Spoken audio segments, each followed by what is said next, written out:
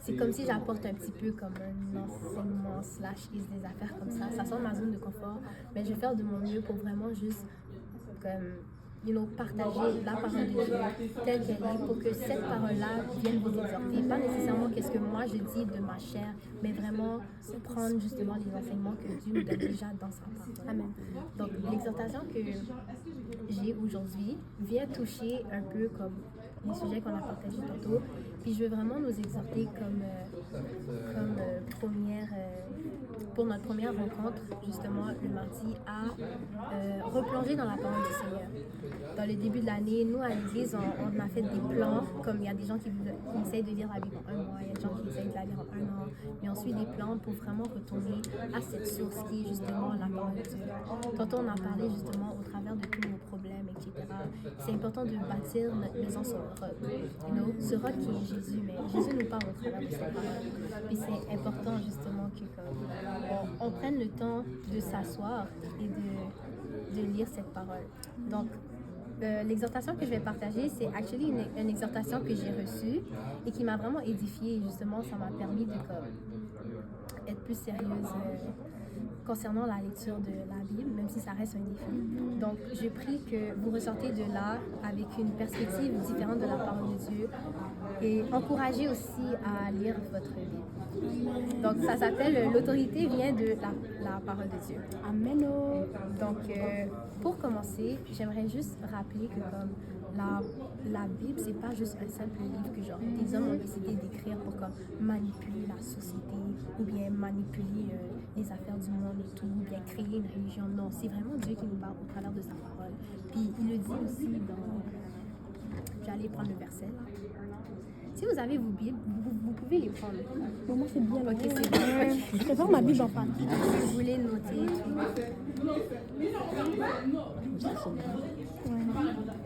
Oh. Ouais.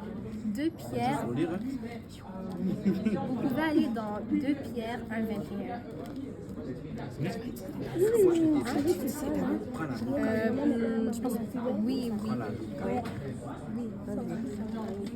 Mais si tu veux, genre. Non, mais. Mais vous pouvez aller dans 2 Pierre 1:21. Pierre. Si quelqu'un là, la personne peut le lire. 2 Peter. Ouais, 2 Pierre 1:21. 21, the last chapter. Car ce n'est pas par une volonté d'homme qu'une prophétie a jamais été apportée, mais c'est poussé par le Saint-Esprit que des hommes ont parlé de la part de Dieu. Clock it. Amen. C'est pas par une volonté d'homme qu'une prophétie a jamais été apportée. C'est que toutes les paroles que vous voyez qui sont dans la Bible, c'est pas juste un jour un homme a décidé de se lever, a décidé de regrouper plein d'écritures et tout ensemble, puis former genre une religion. Non, la parole dit vraiment qu'ils ont été poussés par le Saint-Esprit pour écrire puis parler de la part de Dieu. Fait que c'est Dieu qui nous parle directement au travers de ses écritures, au travers de ce que les gens écrivent. Il y a des gens qui n'avaient même pas la capacité d'écrire dans ce temps-là. Et le Seigneur les a donné justement la capacité d'écrire l'intelligence au travers de son esprit, justement pour écrire dans la parole de Dieu. Il ne faut pas qu'on néglige la parole de Dieu, il faut vraiment qu'on se saisisse de cette parole et qu'on ait une approche différente face à cette parole et qu'on réalise que ça, c'est Dieu qui veut nous parler. C'est tantôt la sœur, elle me disait qu'elle veut ressentir la présence de Dieu et tout, mais des fois on peut pas ressentir sa présence physiquement, mais quand on rentre dans sa parole, on sait que c'est Dieu qui nous parle directement. Il nous parle directement, il n'y a rien de plus direct que genre ça. Fait que, amen, ça c'était juste pour emmener le tout. Mais en vrai, j'aimerais parler de l'autorité dans la parole. L'autorité de la parole de Dieu. Fait qu'au moins 8 fois dans le premier chapitre de Genèse, on voit qu'il est écrit « Dieu dit ». Fait que si on va dans Genèse 1,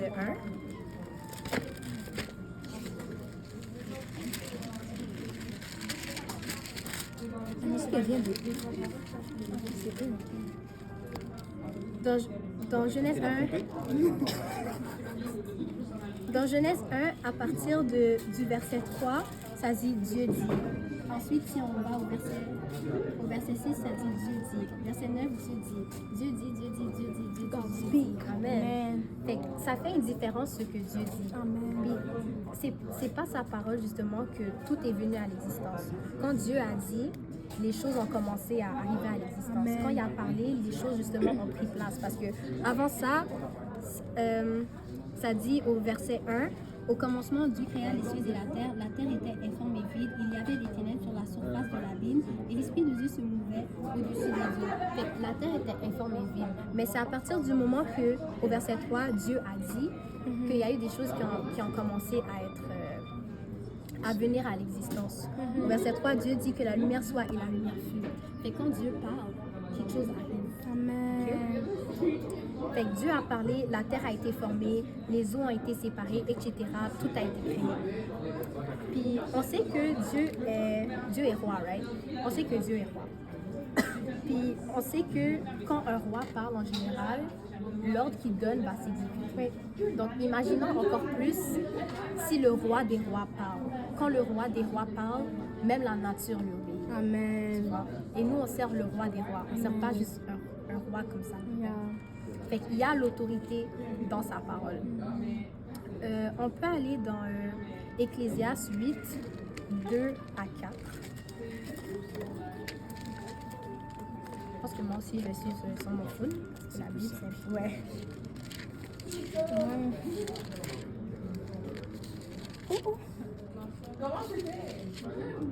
Chapitre 2. Oui. Non, Ecclésiaste 8, pardon. Yo, le livre d'Ecclésiaste, là. Oh. On pourrait pas les faire marcher.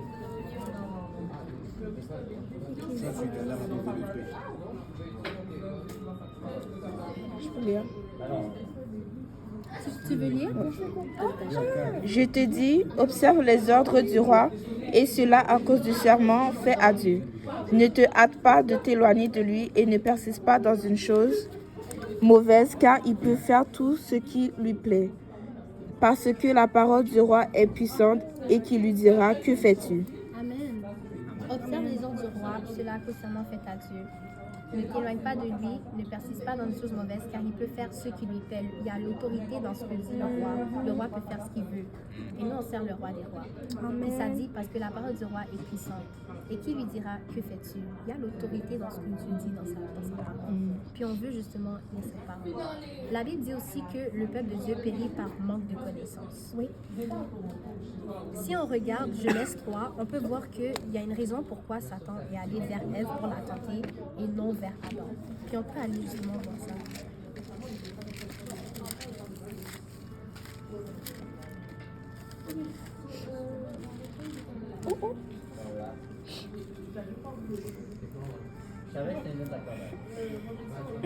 Dans Genèse 3, ça dit le serpent était le plus rusé de tous les animaux des champs que l'Éternel Dieu avait fait.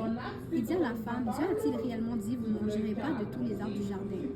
Et la femme répondit au serpent, nous mangerons du fruit des arbres du jardin, mais quant au fruit de l'arbre qui est au milieu du jardin, Dieu dit, vous n'en mangerez point et vous n'y toucherez point, de peur que vous mouriez. Fait que là, Ève, elle a répondu au serpent, mais dans sa réponse, elle a révélé quelque chose au serpent. On va aller voir, on va aller comparer qu'est-ce que Dieu a dit versus qu'est-ce que Ève a répondu au serpent. Dieu a donné le commandement de l'arbre dans Genèse 2, à partir du verset 16. Genèse 2, 16. Quelqu'un veut les lire?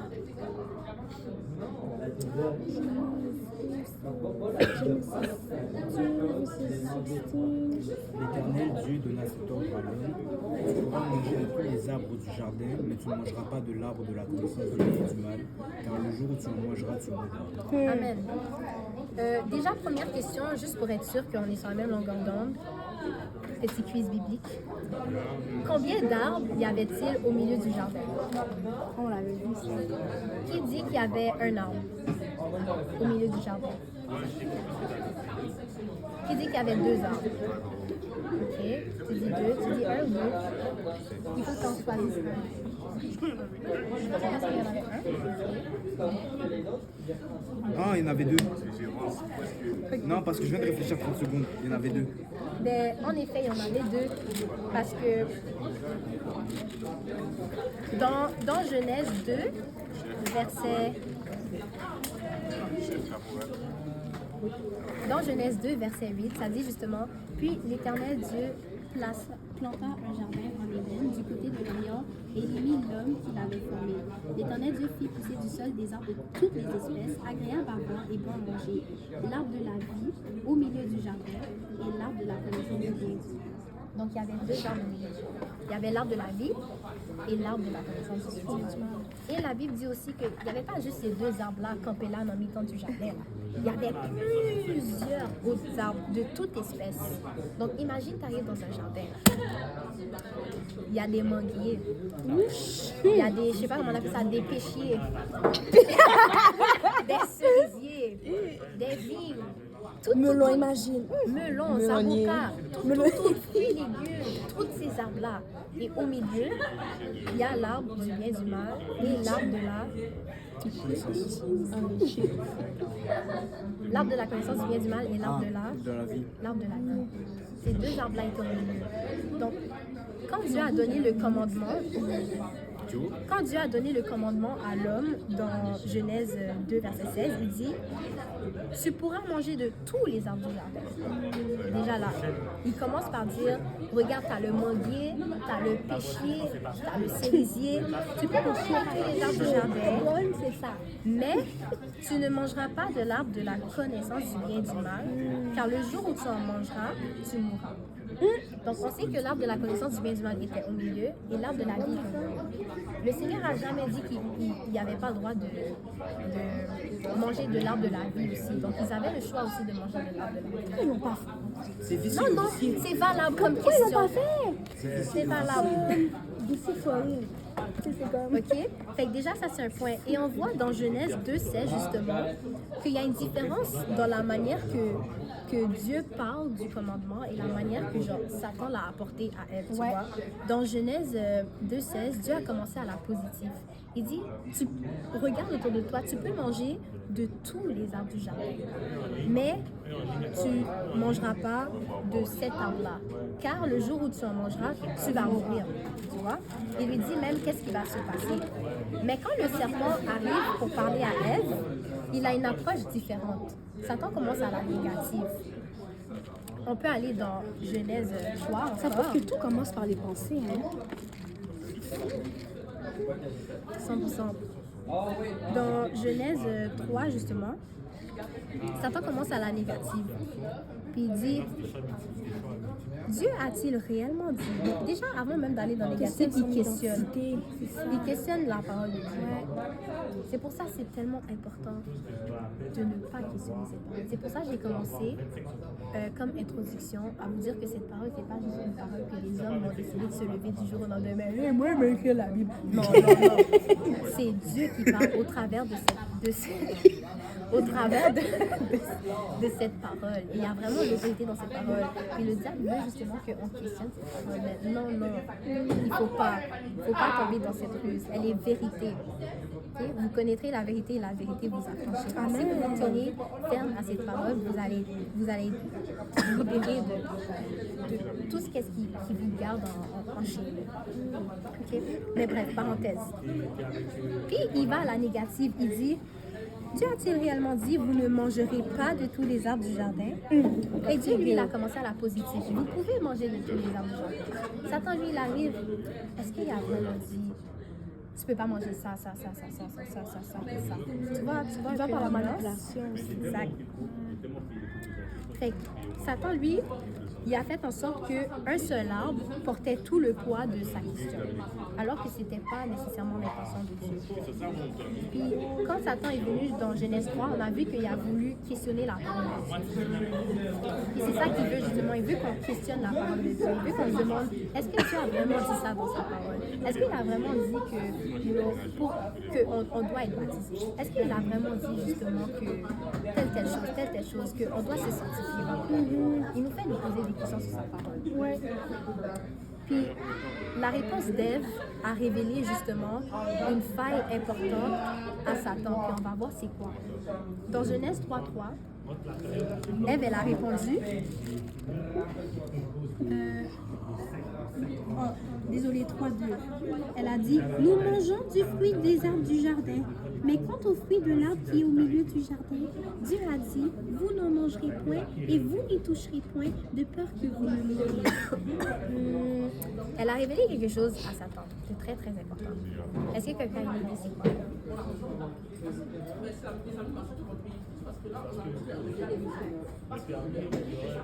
Genèse combien? Là, on est dans Genèse 3, à partir du verset 2. Puis on le compare à l'ordre que Dieu a donné dans Genèse 2, verset 5. C'est quoi que Ève a révélé genre, à Satan comme une faille? Qu'il y a un seul arbre qui ne pas touché. Ok, elle a dit justement que Dieu leur a dit de ne pas manger de cet arbre et de ne pas toucher cet arbre. Mais est-ce que Dieu a dit ça? Non. Qu'est-ce que Il a dit de pas genre... Il a dit, vous pouvez manger, mais si on mange cet arbre, on va mourir. Ouais. Dans le fond, Ève, qu'est-ce qu'elle a fait? C'est qu'elle a ajouté à la parole de Dieu déjà, parce qu'elle a dit...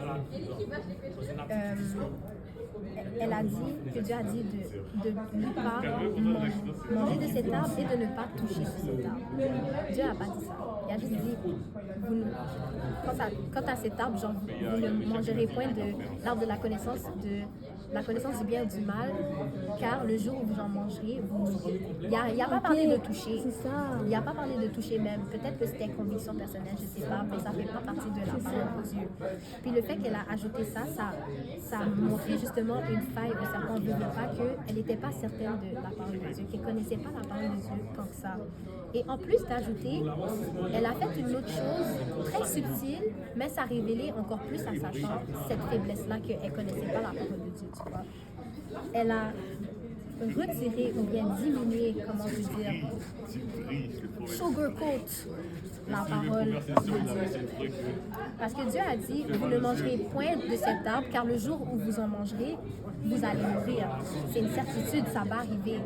Mais elle a dit au serpent, quant au fruit de l'arbre qui est au milieu du jardin, vous n'en mangerez point et vous n'y toucherez point de peur que vous ne mouriez. Quand tu dis de peur, c'est comme c'est une probabilité. Peut-être qu'on va mourir si on mange de cet arbre, Satan. De peur. Mais non, c'est pas de peur. Vous allez mourir. Die. Oui, c'est comme... you're gonna die. C'est pas de peur. Puis ça aussi, ça a révélé justement une Non, ça faiblesse. c'est pas... Non, mais c'est son intelligence. Ça aussi, ça a révélé une faiblesse au diable de pas. Que genre, elle n'était pas 100% certaine de la parole de Dieu. Et d'où vient justement cette réponse de Ève? Pourquoi Ève elle a répondu ça et pas exactement ce que Dieu a dit? Et si on voit justement pourquoi le serpent a été vers elle et non vers Adam nécessairement, on va comprendre d'où cette réponse vient. On peut voir dans Genèse 2, versets 15 à 16 justement, que quand Dieu a donné l'ordre à Adam, Ève n'était pas encore formée. Fait qu'il a parlé directement à Adam. Adam a entendu la parole directement. On peut le voir pour vrai. Genèse 2, 18.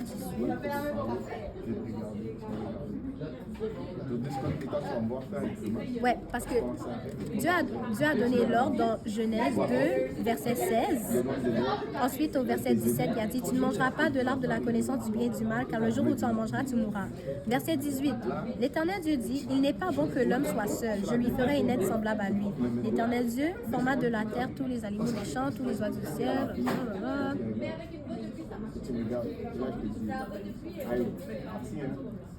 blablabla. Verset 21. Alors l'Éternel Dieu fit tomber un profond sommeil sur l'homme qui s'endormit. Il prit une de ses coudes et referma la chair à sa place. Et l'Éternel Dieu forma une femme de la coude qu'il avait prise de l'homme et l'amena vers lui. C'est qu'on voit que Dieu a donné l'ordre directement à Adam, mais il n'a pas donné l'ordre directement à Ève. Ève a dû passer en quelque sorte par Adam. J'imagine que genre Adam lui a dit justement par rapport à comme l'arbre et tout, mais elle n'a pas reçu la parole directement. Puis peut-être ça explique justement d'où vient cette faille. et pourquoi elle a révélé cette faiblesse-là à Satan. Ça m'emmène à ce point, c'était même pas dans mes notes, mais ça m'emmène à ce point justement à dire à quel point c'est important que nous-mêmes, personnellement, dans notre marche avec Dieu, qu'on passe du temps avec la parole de Dieu, pour connaître sa parole, pour pas justement révéler des failles comme ça à Satan. Parce que oui, vous pouvez venir les lundis à l'étude biblique, vous pouvez venir aux exhortations, on partage un peu la parole, vous pouvez aller à l'église tous les dimanches, mardi soir, tous les jours. Mais si tu, par toi-même, tu passes pas du temps avec Dieu, à lire sa parole, ne pas au fur et à mesure, Satan va te prendre. Et tu vas révéler justement les failles que tu connais pas ta parole. Ça risque d'être fatal. C'est ça. Je comprends que ça fait difficile parce qu'il y a déjà tellement de choses qui requièrent de notre temps, mais on a besoin de la parole de Dieu. On a besoin de notre pain quotidien. La parole a besoin de notre pain quotidien. On en a besoin. Puis, quand tu dois lire cette parole tous les jours, justement, et pas prendre cette parole pour acquis. Puis cette année, justement, je vais vous exhorter à observer cette parole et l'absorber. Puis quand tu lis, laisse la parole te parler, laisse la parole te motiver, laisse la parole t'imprimer. Parce que des fois, on pense qu'on lit dans le vide. Des fois, on pense que on lit, et parce qu'on ne comprend pas, il n'y a rien qui est en train d'être fait en nous, mais bien au contraire. La parole de Dieu est vivante. Elle est vivante. Et quand tu lis, elle prend vie en toi. Veux pas. Il y a des choses qui arrivent. Petit témoignage, c'est pas dans mes notes aussi, mais il y a quelqu'un qui s'appelle Sergio, qui était une des personnes les plus fidèles dans l'étude biblique de la session passée. Sergio a commencé à venir aux études bibliques quand on avait commencé en hiver passé. Il venait, puis il posait toutes sortes de questions philosophiques. Toutes les questions philosophiques, puis il était comme moi je pense pas que Dieu, moi je pense que Dieu il a créé le mal et tout, moi je pense pas que Dieu il est ça, il est ci, blablabla. Le frère Pierre faisait juste lui donner des versets bibliques. Rien de spécial, c'était versets bibliques. Il venait aux études bibliques, il écoutait juste la parole. À chaque fois qu'on lui demandait est-ce que tu vas revenir? Il était comme je suis pas sûr. Et veut pas, il faisait partie des gens les plus fidèles de l'étude biblique. Parce que veut pas, la parole de Dieu est efficace et elle est vivante. Elle est vivante et efficace. Fait que même si vous lisez... Est-ce que les chrétiens... Ouais, les chrétiens. Mais il y a encore du chemin à faire. Mais la parole de Dieu existe. Amen. Et la parole de Dieu continue à faire. Amen. Mais tout pour dire que même si vous pensez que comme vous lisez dans le vide, non, vous ne lisez pas dans le vide. Même un mot que vous lisez de la parole peut venir agir en vous. Et puis toi, il y a des gens qui n'ont jamais entendu parler de l'Évangile. Ils ont ouvert la Bible, une présence juste. Comme mon père, comme tu sais, il était athée avant. Puis comme lui, il n'a pas grandi dans une famille chrétienne. Contrairement à ma mère, mon père n'a pas grandi dans une famille chrétienne. Puis c'est l'évangile de Matthieu et l'évangile de Jean qui l'a vraiment touché. C'est ça qui a fait. Ça, c'était comme un début de son témoignage. Il y a plein de choses qui sont passées, que Dieu a agi, tout ça. Mais à la base, c'est la parole de Dieu. Il a tellement senti la présence de Dieu en ouvrant la Bible, ça l'a juste envahi. Des fois, c'est ça. Des fois, c'est même pas. Des fois, c'est la louange, il y en a, c'est la prédication. Il y en a, juste en ouvrant la Bible, ils vont juste être comme envahis du Saint-Esprit. C'est puissant. C'est bien qu'est-ce que tu dis parce que cette parole est animée par l'Esprit du Seigneur, comme on a vu. Fait que quand tu lis la Bible directement, c'est l'Esprit qui te parle. C'est l'Esprit qui vient se saisir de toi. Puis justement, quand tu lis la Bible comme son Père, laisse la Bible t'imprégner.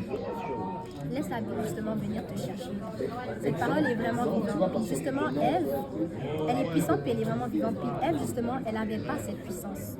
Elle n'avait pas la puissance de tenir contre l'ennemi parce que la puissance vient de la parole. Ouais. Puis elle n'avait pas cette parole-là, cette puissance pour tenir contre l'ennemi. Mais allons voir un autre exemple contraire de quelqu'un dans la parole de Dieu qui connaissait sa parole. Et quelqu'un justement qui utilisait l'autorité de cette parole, la puissance qu'elle contient. Fait que notre deuxième exemple, on va prendre le Seigneur Jésus-Christ. Amen. Fait que le deuxième exemple, c'est quand Satan a essayé d'approcher Jésus-Christ après son jeûne. Jésus-Christ avait justement l'autorité de la parole. Et avec l'autorité de la parole, il a su comment chasser Satan ou bien vaincre Satan. Fait qu'on peut aller dans Matthieu 4, versets 6 à 7. En attendant, est-ce que quelqu'un peut chercher le psaume 91, verset 12? Benji va le chercher. On est dans Matthieu 4, 6 à 7. Dans 30 minutes, je m'en vais. C'est Matthieu 4, hein? Oui, je sais, mais je m'en vais bientôt. C'est comme Je parle bientôt aussi. à 47. C'est un complètement allé. Psaume 91, verset 12. C'est toi. Là, on est dans Matthieu 4, 6 à 7. Je vais lire. Tout le monde est arrivé? Non, Matthieu 4. Oh, bouche. Ben, aidez me chercher, non. Non, C'est mon téléphone, mon cher. Moi, j'observe. Mon téléphone charge. Moi, j'observe. bon. Matthieu quoi? 4, 6, 7.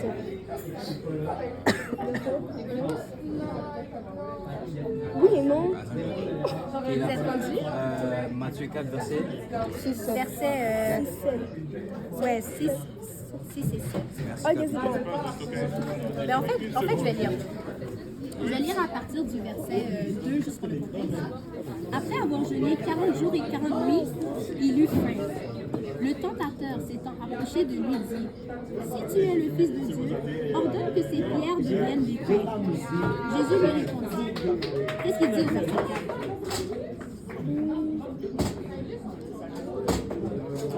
Jesus answered, the scripture says, no one can live only The scripture says, ça c'est en anglais. Yeah. The scripture says, en français c'est il est écrit. Amen. Jésus répond par il est écrit, l'homme ne vivra pas de pain seulement, mais de toute parole qui sort de la bouche de Dieu. Le diable le transporta dans la ville sainte et le passa sur le haut du temple et lui dit, si tu es le Fils de Dieu, jette-toi en bas, car il est écrit. Est-ce que vous voyez l'audace? Satan a dit car il est écrit. That's crazy. Mais Satan a dit car il est écrit. Ouais. Verset 6, il lui dit, verset 6, le diable lui dit, si tu es le Fils de Dieu, jette-toi en bas, car il est écrit, il donnera des ordres à ses anges à son sujet, et ils te porteront sur les mains, de peur que ton pied ne heurte contre une pierre. Et Jésus lui dit, il est aussi écrit, Et ça. tu ne tenteras point le Seigneur ton Dieu. Amen. Le diable le transporta encore sur une montagne très élevée, lui montra tous les royaumes du monde et leur gloire, et lui dit, je te donnerai toutes ces choses si tu te prosternes et m'adores. Jésus lui dit, retire-toi de moi, retire-toi, Satan, car quoi?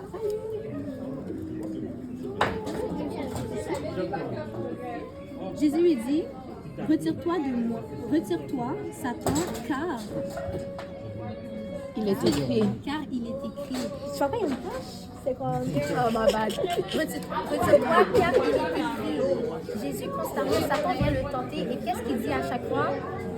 Car il est écrit, il est écrit. It is written. It is Amen. written.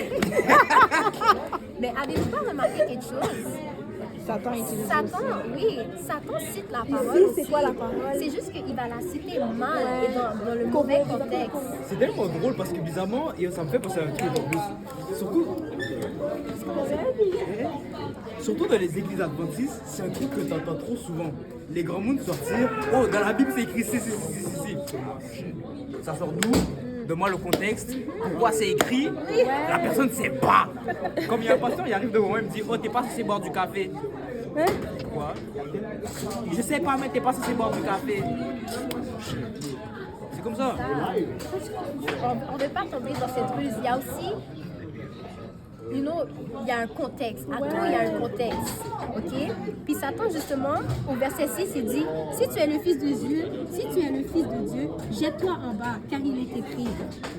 OK. Il cite la parole de Dieu, mais pas dans le bon contexte. Il dit, il donnera ses ordres à ses anges à ton sujet. Ils te porteront sur les mains de peur que ton pied ne heurte contre une pierre. OK. Satan ici, il a cité justement le psaume 91, verset 12, que NJ va lire. Écoutez bien. 12. Ils te porteront sur les mains de peur que ton pied ne heurte contre une pierre. OK, tu peux continuer. Tu marcheras sur le lion et sur l'astre. Tu fouleras le lionceau et le dragon, puisqu'il m'aime et je le délivrerai. Je le protégerai puisqu'il connaît mon nom. Il invoquera et je lui répondrai. Je serai avec lui dans la détresse. Je le délivrerai et je le glorifierai. Je le rassasierai de longs jours et je lui ferai voir mon salut. Amen. Avant, Psaume 91, verset 11, c'est quoi? Car il ordonna à ses anges de te garder dans toutes tes voies. Amen. Amen. Satan a essayé de citer justement ce psaume. Il donnera des ordres à ses anges à ton sujet. Ils te porteront sur les mains. Hein? Oh, my God.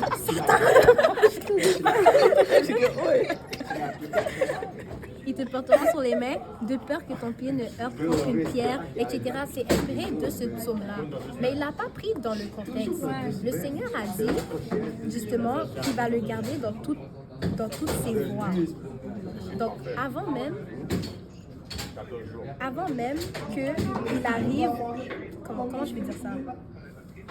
Relis encore le psaume 91, verset 11. Verset 11, car il ordonnera à ses anges de te garder dans toutes tes voies. Ils te porteront sur les mains, de peur que ton pied ne heurte contre une pierre. Amen. Il leur donnera à ses anges de te garder dans toutes ses voies. Avant même que le Seigneur décide de se laguer en bas comme ça. Il doit d'abord avoir épuisé toutes ses voies. OK? Parce que, écoute, le Seigneur est fidèle à sa parole, OK? Il est fidèle à sa parole. Mais pour l'amour de Dieu, si un jour, je sais pas, tu décides d'aller sur le toit d'une maison et tu passes par des escaliers, pense pas que si tu sautes en bas, Ça va arriver plus vite. Ça va retirer les voitures, c'est plus vite. pense pas que si tu sautes en bas, essaye pas de tester le Seigneur là. Pense pas que si tu sautes au bas et tu dis Seigneur Jésus, tu as dit que tu vas me garder dans toutes tes voies. Non, parce que si le Seigneur a mis des escaliers, c'est pour une raison. Voilà. Ça fait partie de tes voies, de tes options. Pour l'amour de Dieu. Pour l'amour de Dieu. Prends les escaliers. Prends les marches. Non. Mon arrière-grand-mère, elle a fait ça. Elle s'est pas jetée de toi parce qu'elle laissait son... Non mais je dis, elle a fait ça en mode genre... Elle a mal pris genre, au contexte. Elle laissait toujours la porte de chez elle débarrée. Mais quand je te dis débarrée, grande ouverte à Montréal-Nord, au Hochelaga. Puis elle a dit, Jésus va me protéger. Tu vas faire raconter au plus. Elle a dit, oui, je sais qu'il y a des anges devant. Que oui, c'est vrai que Dieu protège. Oui, c'est vrai que Dieu envoie ses anges. Faut pas tester Dieu. Elle mettait la porte grande ouverte. Hochelaga, maison neuve, mon cher. Appartement en sous-sol. Elle s'est fait voler. Mais quelqu'un là. Oh, donc là maintenant tu vis de mamie. Non, mais c'est la même chose. C'est comme pour l'amour de Quelqu'un Dieu. te voir. C'est mon arrière-grand-mère. Ah mon chien Noémie. Faut pas tester Dieu. Le Seigneur a dit dans toutes tes voies. Il faut que tu épuises toutes tes voies. Maintenant, c'est un contexte différent. Si tu arrives sur le toit, qu'il y a du feu dans les escaliers, tu n'as aucune autre issue. Là, tes voies sont épuisées. Même là, je sais pas. Mais là, tu peux faire confiance à Dieu. Moi je dis à tout moment il va commencer à pleuvoir. Amen. Il y a plus de choses qui commencent à pleuvoir que de ce coup il y a un ange qui vient de me québer. Pas de jeu. Pour moi je arrache mes dents à terre. C'est possible à Dieu. Non, mais tu sais, Tout est possible, tout est possible, non, tout est possible. il y a des trucs qui se sont arrivés que comme il y a une fille, elle a fait un accident d'auto, puis elle avait fait un témoignage, puis elle avait raconté au policier que quelqu'un l'a sorti de l'auto durant l'accident, mais le policier disait comme on a vu les caméras, il y avait personne qui les a sortis. Comme oui, il y a quelqu'un qui m'a un homme qui m'a pris, il a dit madame, il y avait personne. Tout est possible, mais pour ma propre tête, je serais pas sauté en bas. Non, mais c'est comme genre quelqu'un fait un accident, mais genre. Là, imagine, genre, comme il fait un accident de voiture, la voiture est toute crapoute, mais Puis la personne est intacte, sort comme genre rien. ouais. Ça, c'est pas n'importe quelle personne là qui a fait que la Ça personne nous est a arrivé, là. 2014, ça m'est arrivé moi et ma famille. Accident sur l'autoroute. Ah, t'as toujours des problèmes. Je sais. Mon chien, il y a toujours un truc avec toi. Yo.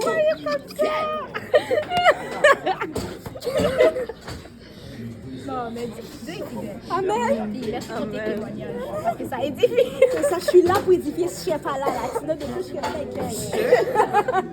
fais. Mais tout pour dire, justement, Satan n'avait pas cité ça dans le bon contexte. Il faut que tu puisses toutes tes voix avant de justement avoir un cours. De toute façon, le Seigneur l'a encore chassé avec quelque chose de très puissant qui est la parole. Il est écrit, il est écrit. Ce que Ève n'a pas pu faire dans le jardin. Ève n'a pas pu dire Dieu a dit telle chose. Blablabla. Non. Au contraire, elle a ajouté qu'elle a retranché. Puis Satan a vu qu'elle ne connaissait pas. Ouais. Et qu'est-ce que Satan a fait quand il a vu qu'elle ne connaissait pas la parole de Dieu? Il allait encore plus loin que juste questionner la parole. C'est audacieux, ça. Il a nié complètement la parole de Dieu. Je vais juste retourner un saut juste rapide à Genèse 3. Quand il a vu que Ève avait pas rapport, désolé. Quand il a dit qu'il a vu que Ève ne connaissait pas bien la parole de Dieu, il a dit à la femme, vous ne mourrez point. Dieu avait dit quoi? Tu vas mourir. Tu mourras. Pour ceux qui ne comprennent pas le Dieu avait dit vous allez mourir. Mais quand Ève a révélé justement cette faille au serpent qu'elle ne connaissait pas la parole de Dieu, il est allé jusqu'à nier sa parole. On n'est plus dans le questionnage. On est dans non, il n'a pas dit ça même. Attention, lis ta parole, parce que tu ne veux pas tomber dans cette faille-là. Je vous parle à vous, mais je me parle à moi-même aussi, comme mon pasteur des jeunes dit toujours. Je vous parle à vous, mais je me parle à moi-même aussi. Je veux, en tout cas, je ne sais pas pour vous, mais moi, je veux me saisir de cette parole. Je veux lire cette parole, je veux l'utiliser comme une arme puissante. C'est une épée à double tranchant. Slack. Et je veux justement résister à l'ennemi comme le Seigneur Jésus a pu résister dans Matthieu 4 avec la parole. Il est écrit. Bref, la Bible, c'est pas juste un livre d'histoire. Elle est vraiment vivante. Donc, en tout cas, moi, je vais prendre le temps de la lire. Et toi, prends le temps de la lire et puis tu verras. Puis en plus, d'une autre tu lis, tu n'es même pas obligé d'aller deep dans les théories, théologie, bagaille, non. Juste lis-la comme les Juifs. Comment les Juifs lisaient, genre, justement, la Torah, c'est que ils voient pas ça comme un livre théologique avec plein de matières, puis un peu comme les philosophes avec Socrate et les Socrates. Il y a Socrate. C'est ça. Ils lisent pas ça comme ça. Vraiment, ils regardent ça plus comme des histoires duquel ils peuvent tirer des principes importants. Puis il faut juste lire la Bible simplement, genre. Même si c'est dur, même si c'est difficile, juste lis et tu vas voir. Même si c'est dur, comme moi, j'ai des problèmes de concentration. Quand je lis la Bible, c'est dur. On est ensemble. Oui, je sais, j'ai pensé à toi aussi. Quand je lis la Bible, c'est dur.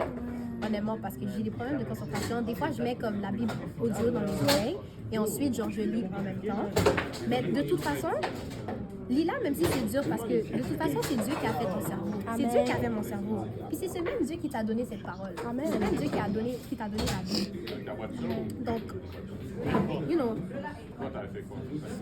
Dieu peut te donner l'intelligence justement pour comprendre sa parole, pour comprendre ce qu'il peut te dire au travers de sa parole. S'il a pu donner justement de l'intelligence à des gens illettrés pour écrire dans sa parole et révéler genre sa volonté au travers de sa parole, des gens illettrés, autant plus te donner genre la force et l'intelligence pour comprendre sa parole. Donc vraiment persévérer dans la lecture de sa parole et persévérer dans la lecture de la parole. Puis il va te donner justement ce que tu as besoin pour comprendre sa parole. Mais toi, juste par la foi, quand tu arrives à la maison, prends ta Bible, juste par la foi, puis laisse-la te guider. Amen. Justement, en parlant de la foi, je pense que j'ai cité ce verset au moins 10 fois aujourd'hui, mais la Bible dit, la foi vient de ce qu'on entend, et ce qu'on entend de la parole de Dieu. Et ça, c'est pour ceux qui veulent le noter, parce que je l'ai dit 10 fois sans dire la référence. C'est Romains 10, verset 17. C'est pour ça qu'il faut aussi faire attention de ne pas écouter n'importe quoi. Parce que la foi vient de ce qu'on entend justement. Donc si quelqu'un ne prêche pas qu'il y a un seul Dieu et que ce Dieu c'est Jésus, perds pas ton temps à écouter ça. Parce que la parole dit. Puis on veut justement être saturé de la parole. On veut que ça cogne dans nos oreilles, là, et dans notre cœur, justement. Comme ça, quand l'ennemi vient justement avec des pensées de dépression, avec des pensées d'isolation, des pensées de t'es pas capable, t'es moins que rien, tu peux dire non, il est écrit. Comme Jésus a dit, non, il est écrit. Satan est venu même essayer de tourner la parole là. Ah, mais il est écrit, les anges te porteront dans les... Il est aussi écrit. C'est ça. C'est tout. C'est ça. Et puis, je Il y a l'autorité dans la parole de Dieu et ça finit là. C'est ça. Ça finit là. En 2024, moi, je pense qu'on avait perdu trop de temps dans des batailles. On a perdu trop de temps à essayer de nous battre, de nous battre. Je sais pas pour vous, mais... Non, on veut pas retourner en 2000. Non. Ah, ça, c'est fait, s'il vous plaît. En 2024, on a donné juste trop d'importance à ça. On l'a trop... Veux pas, on a trop donné d'attention. Moi, cette année, comme mon pasteur l'a dit, je refuse de dépenser mon énergie pour magnifier l'ennemi. Genre cette année, je veux juste dire, quand il va arriver avec une pensée de avec une pensée fini. Sans effet, voilà. Il est écrit. Voilà. Il est écrit et c'est tout. Lorsque tu prie pas par la peur, prie pas, je réprime, non, au nom de Jésus, non, prie avec la parole de Dieu. Il est écrit, bim, c'est tout, au nom de Jésus, bim, c'est tout. Je veux dire à l'ennemi, il est écrit. Il est écrit. Parce qu'il est écrit, nous avons reçu le pouvoir de marcher sur les serpents et les scorpions. Il est écrit, plus grand celui qui est en moi que celui qui est dans le monde. Il est écrit. Et tu peux vaincre justement avec la parole de Dieu. Il y a vraiment la puissance dans la parole de Dieu. Retournons encore au premier commandement de Dieu. Dans Genèse 2, versets 13 à 16, encore le commandement. Dieu a dit, vous ne mangerez pas de l'arbre de la connaissance du bien et du mal. Mais est-ce que la connaissance du bien et du mal, c'est mauvais en soi? Connaître ce qui est bien, ce qui est mal. Non, c'est pas mauvais. Non, c'est pas mauvais parce que justement la Bible dit mon peuple périt par manque de connaissance. Donc la connaissance du bien et du mal, c'est pas mauvais. Mais quand Dieu a donné le commandement de l'arbre, déjà là, il a donné une connaissance. Voilà. Déjà là. Il a donné une connaissance. Mais ce qu'il était vraiment en train de dire quand il a donné cet ordre, c'est qu'il était en train de dire justement à Adam, laissez-moi vous guider, laissez-moi vous conduire, genre faites-moi confiance. Ils n'avaient pas besoin de manger de cet arbre. T'as même pas besoin de connaissance, t'es devant celui qui connaît tout.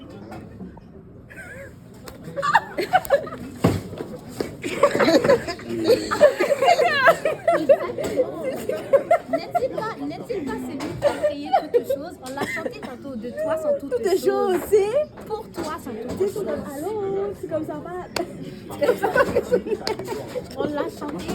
De lui viennent toutes choses. Par lui, tout a été fait. Et tout a été fait par lui, pour lui, en lui, en dedans de lui, à travers le lui, après ça, lui, voilà.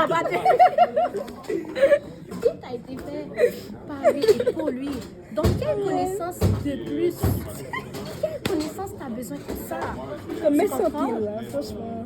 Ça vient avec d'autres aspects comme les trois, comment on appelle ça là?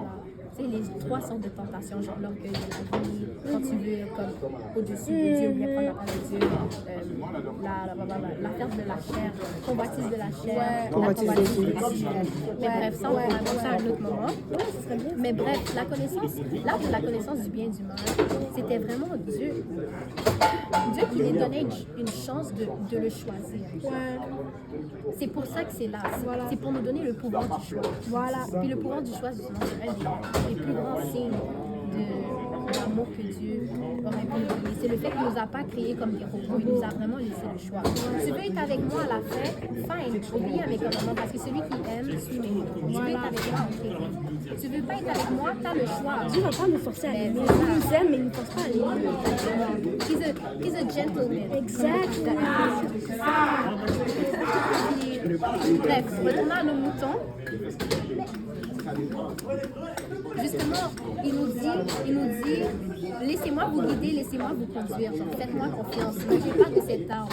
Parce que la journée où vous allez en manger, voici qu'est-ce qu'il faut. Puis très souvent, justement, on veut, quand on lit la parole de Dieu, on veut parler de la parole, puis on ne veut pas laisser la parole nous conduire et nous parler. Tu vois? Moi, je m'en souviens, quand je commençais genre, à lire la Bible, je m'en souviens, j'étais très dans les bails théologie. J'allais chercher l'étymologie grecque de chaque mot, blablabla. Ok. Genre, en soi, oui, comme, c'est pas mal de fouiller, chercher et tout, mais mon intention derrière, c'était moins de recevoir. C'était plus de comme. D'avoir de la connaissance. C'est ça, juste d'avoir la connaissance. Mais non, moi, je veux recevoir qu'est-ce que le Seigneur a pour moi. Parce que c'est de lui vient la connaissance. Fait qu'anyways, tu vas recevoir des révélations de connaissance. Amen. C'est ça. Puis le psaume 30, dans le psaume 33, 6, Dieu a dit que tout a été fait par elle. Et rien de ce qui a été fait n'a été fait sans elle, parlant de la parole de Dieu. Donc tout ce qu'est-ce qu'on voit, tout ce qu'est-ce qu'on sait, tout ce qu'est-ce qu'on voit, tout ce qu'est-ce qui existe de toute façon, a commencé par cette parole. Si on se rappelle dans Genèse, qu'est-ce qui a fait que tout vienne à l'existence? C'est le fait que Dieu a dit. Dieu dit, et la lumière fut. Dieu dit, et blablabla. Dieu dit. Amen. Donc, si tu es lié, justement, là, on retourne dans les requêtes de prière, et je m'inclus là-dedans aussi. Si tu es lié, justement, c'est-à-dire que tu as vécu des choses, puis ton cerveau a été affecté, puis ton cerveau a fait des liens qui sont justement difficiles à briser, soumettre ta pensée à la parole de Dieu. Soumettre ta pensée à la parole de Dieu. Puis quand je dis lié, je dis pas possédé, parce que un chrétien ne peut pas être possédé. Un chrétien ne peut pas être possédé parce que si l'Esprit de Dieu est en toi, il n'y a pas de place dans ce temple pour Satan. Tu crois, moi, Satan ne va pas vouloir habiter. Exactement. Puis aussi, on avait fait une étude biblique sur ça à mon église. Puis mon père avait expliqué dans le fond que si un chrétien est possédé, parce que cette idée-là, c'est un vrai chrétien ne peut pas être possédé. C'est comme si que les démons sont plus puissants que Jésus. Fait que le sacrifice que Jésus a fait à la croix, c'est aussi annulé en fait. Parce que c'est comme si le démon a de l'emprise sur Dieu parce que Dieu vit en lui. Fait que déjà là, ça fait aucun sens. Par contre, on peut être oppressé, on peut être influencé par des démons ou par des mauvaises choses, mais on peut pas, le démon ne peut pas prendre le contrôle absolu de notre pensée, de tout. C'est impossible. Possession, c'est impossible. C'est ça. Donc, si je rassure quelqu'un, si tu pensais que tu étais possédé, si t'as l'esprit de Christ en toi, t'es pas possédé, ok? Donc, merci Seigneur qu'on n'est pas possédé. Mais c'est possible, comme tu as dit justement, d'être oppressé, d'être lié. Puis justement, les liens, les forteresses qui sont dans notre tête, justement, c'est justement quand il y a des choses qu'on a vécues dans notre vie, que ce soit des agressions, des affaires comme ça, qui sont venues modifier notre cerveau, qui sont venues créer justement des liens, ce qu'on appelle des chaînes, des liens. Puis ça, c'est difficile à détisser, tu vois. Est-ce que c'est un mot même? Dévisser. Dévisser. Dévouiller. Non, dénouer.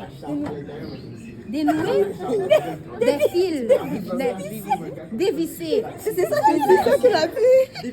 Des films, oui, mais. Ok. Non, moi j'ai dit dénouer. Ok, c'est vraiment des vies. Parce que c'est dévisé, j'ai pas. Oui, ok, ça là, c'est comme Shakespeare, c'est comme Shakespeare, tu vois, c'est comme. Oui. On peut focus sur les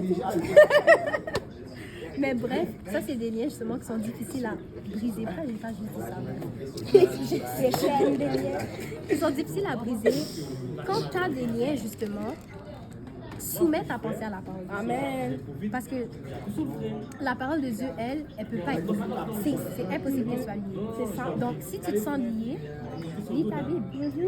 Paul a dit à Timothée dans 2 Timothée 2, versets 8 à 9, je l'ai lu, donc je vais le lire pour le temps.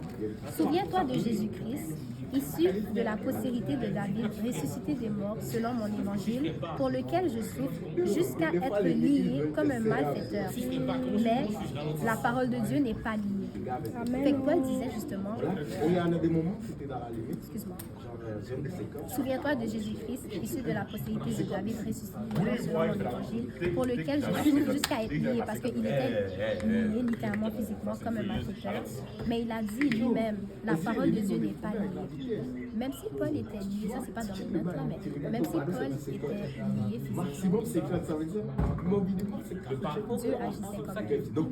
Il faisait quand même des actions quand même, parce que la parole de Dieu n'est pas liée. Il y a eu des miracles qui ont été faits, même s'il était lié. Parce que sa parole, justement, est vivante. Comme la machine à Gérard, là. Puis il était en train de justement dire à Timothée de s'accrocher justement à sa parole, s'accrocher à Jésus-Christ. Puis Ésaïe 55, versets 10 et 11 dit, est-ce qu'on va avoir le temps? Non, je vais le lire. Mais vous pouvez prendre en note pour le regarder plus tard. Isaïe 55.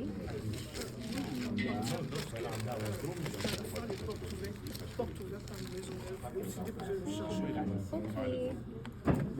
Bye. J'espère te revoir bientôt. On va s'écrire. Pense à toi. Je suis contente de t'avoir vu. Moi, j'ai vu des mecs dans l'autoroute à saveur. Et tu le connais très bien. Nos canets, je suis pas à l'aise avec le toucher des gens, Des généralement, mecs qui désolé. roulent à saveur.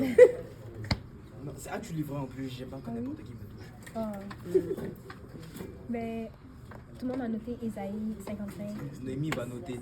Ouais, c'est parce qu'il y a une tache noire sur mon écran, c'est comme j'essaie de voir mon clavier. Mais je vais le lire juste pour le temps. Je vais le lire juste pour le temps. Waouh, j'ai tellement dépassé. Je m'en rappelle. Vraiment, Mais- pas sur 6 heures, hein? Ouais. T'inquiète. Hey! Mais il faut. Attends, mon but c'est pas ça. Ok, c'est correct. Mais Ésaïe 55, 10 à 11 dit, comme la pluie et la neige descendent des cieux, elle n'y retourne pas sans avoir arrosé, fécondé la terre et fait germer les plantes, sans avoir donné de la semence au semeur et du pain à celui qui mange. Ainsi en est-il de ma parole qui sort de ma bouche. Elle ne retourne point à moi sans effet, sans avoir exécuté ma volonté et accompli mes desseins. Fait que Dieu même le dit, que sa parole ne sort point de sa bouche sans avoir travaillé, sans avoir fait quelque chose, sans avoir semé, sans avoir fécondé, sans avoir arrosé, faire germer, donner de la semence et du pain à celui qui mange. C'est la même chose avec sa parole. Quand sa parole sort, automatiquement, elle travaille. Il y a un effet. Elle ne retourne pas à lui sans avoir eu un effet. Donc quand tu lis sa parole, c'est justement Dieu qui est en train de parler. Qui est en train de te parler. Puis ça a un effet. Hébreux 4:12 dit, car la parole de Dieu est vivante et efficace, plus tranchante qu'une épée quelconque à deux tranchants, pénétrante, jusqu'à partager âme et esprit, jointure et moelle. Elle juge les sentiments et les pensées du cœur. La parole de Dieu est tranchante des deux côtés. Elle coupe dans le naturel, puis elle coupe dans le spirituel. Puis quand elle coupe sur la terre, puis elle coupe aussi dans les cieux. Fait que si tu as un problème, autant physique que spirituel, utilise la parole du Seigneur. Plonge dans la parole du Seigneur et tu vas voir le Seigneur va agir. Puis quand on prie, justement, allô? Quand on prie et on dit justement au nom de Jésus, ok? On sait qu'il y a l'autorité aussi au nom de Jésus. Si on dit au nom de Jésus et la chose n'arrive pas, ou bien le miracle n'arrive pas, quelque chose, peut-être c'est parce que à quelque part, on n'est pas 100% en ligne avec sa parole. Parce que Dieu est lié à sa parole. Dans Luc 7, verset 7, le centenier a envoyé des amis pour dire à Jésus, genre de venir le guérir. Okay? Le centenier il était malade, mais on va y aller. On va aller dans Luc, ça c'est dans 5 minutes, je vais aller les gars. Ok, c'est bon. La couru pressée, ouais. Luc 7, verset 7. Luc 7. Ok, je vais lire. Ouais. C'est aussi pour cela que je ne me suis pas cru digne d'aller en personne vers toi, mais dis un mot, et mon serviteur sera guéri. Amen. C'est aussi pour cela que je ne me sentais pas digne d'aller vers toi. Car moi, qui suis soumis à des supérieurs, j'ai des soldats sous mes ordres, et je dis à l'un, va, et l'autre va à l'autre. Donc, je ne suis pas digne d'aller en personne vers toi. Ouais.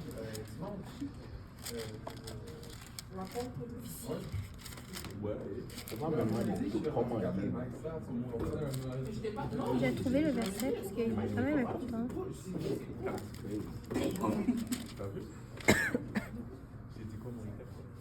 Ouais, un centenier avait un serviteur. C'est ça. Fait que le centenier dans Luc 7, a envoyé justement son serviteur aller parler à Jésus justement pour venir le guérir. Et quand son serviteur est arrivé vers Jésus, il lui a dit, c'est aussi pour cela que je ne me suis pas cru digne d'aller en personne vers toi, mais dis un mot et mon serviteur sera guéri. Le centenier avait cette parole de foi, dis un mot, un mot. Il suffit que Dieu dise juste un mot, une seule parole. Et ta situation peut changer. Amen. Une seule parole. Puis au verset 8, après ça dit, le centenier a dit, car moi qui suis soumis à des supérieurs, j'ai des soldats sous mes ordres. Et je dis à l'un va, et il va, à l'autre viens, et il vient, et à mon serviteur fais cela, et il le fait. Lorsque Jésus entendit ces paroles, il admira le centenier, et se tournant vers la foule qui le suivait, il dit, je vous le dis, même en Israël, je n'ai pas trouvé une aussi grande foi. C'est quoi le contexte? Le centenier a dit, moi qui suis soumis à des supérieurs, j'ai des soldats sur mes ordres, puis il dit à l'un va, il va, à l'autre vient, il vient, à mon serviteur fait cela, et il le fait. Le centenier ici a reconnu justement d'où venait